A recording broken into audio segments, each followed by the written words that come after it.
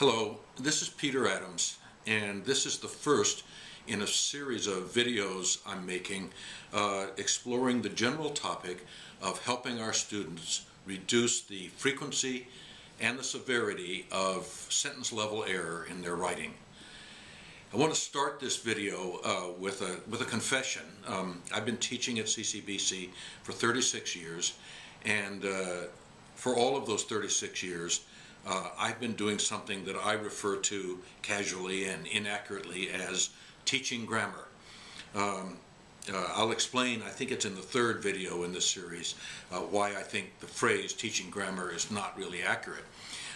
But in the meantime, I want to go extend my confession a little further and admit that for about the first 10 years that I was teaching grammar, I always closed the door to my classroom before I did it. And I want to talk for a few minutes in this first video about why that was so, why I closed the classroom door. And the reason was that I was well aware that most of the scholars in the field of composition, most of the research that had been done into teaching grammar had demonstrated it wasn't a very good idea, and it was something we probably ought not to do. The seminal study on the matter was by Braddock, Lloyd Jones, and Shore, a book entitled Research in Written Composition, which was published in 1963. And Braddock, Lloyd Jones, and Shore warned us, quote, that the teaching of formal grammar has a negligible, or because it usually displaces some instruction and practice in actual composition, even a harmful effect on the improvement of writing, end quote. I've always shortened that fairly technical language to just say what Braddock and Lloyd Jones and Shore demonstrated was that teaching grammar does no good and may do harm because it takes away time from other things that might be helpful. Well, if that's what the research showed, and lots of scholars after their study emphasized it, reinforced it, conducted other studies that concluded the same thing. If that's what the scholarship was showing, then why was I continuing to teach grammar? Well, I wasn't alone. Writing in the 1970s, Bob Connors, in a book entitled Composition-Rhetoric, Bob Connors concluded that all of the studies that show that teaching grammar does no good had been like, quote, a voice crying in the wilderness to little or no practical effect on classroom practice. And many other writers after Connors echoed that view, that despite what the scholarship showed, most of the practitioners, like me, perhaps like you, out there in the field, were still doing something that we thought of as teaching grammar. Now, it would be important to mention one other study, and that was an article written by Martha Kolln, K-O-L-L-N, at the University of Pennsylvania, published in 1981. Her article was entitled Closing the Gap on Alchemy, Closing the Books on Alchemy, and was published in the 3 C's Journal in 1981.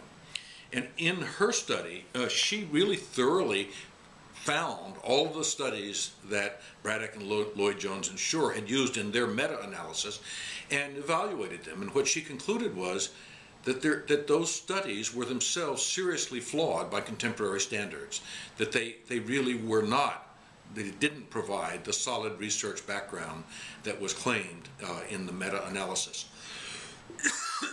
But that's not the reason why at that time I wasn't even aware of Martha Kolln's article, and it's, I suspect, not the reason most practitioners continue to teach grammar. So why do we? I think it's this. When we meet our real students and look at their real writing in the classroom, it is overwhelmingly clear to us that one of the most obvious weaknesses in their writing is their control over the conventions of standard written English. It's not that there's an occasional apostrophe error or punctuation error or a subject-verb disagreement. It's that their writing is too often riddled with these kinds of errors, and that we are convinced that the effect of this density of error in their writing will be, regardless of the quality of the thinking and the concrete examples and the organization and the transitions, regardless of all that, this density of error will make it unlikely that their writing will be effective with their college teachers, with bosses, with potential bosses to whom they're applying for jobs. So I think what we seem to have concluded, certainly what I've concluded, is that if the scholars were right, and I'm not sure they were, but if they were right, that what we've been doing in the past under the general umbrella of teaching grammar did no good, that our answer, my answer, is not to stop trying, but to try harder. My answer is to try to find better ways, more effective ways of helping students to control the error in their writing. And that's what this video series is going to be about. Excuse me.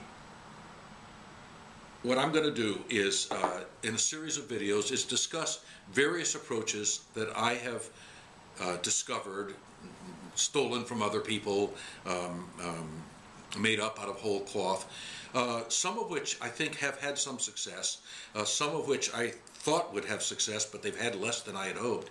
And I'm going to discuss these in a series of videotapes.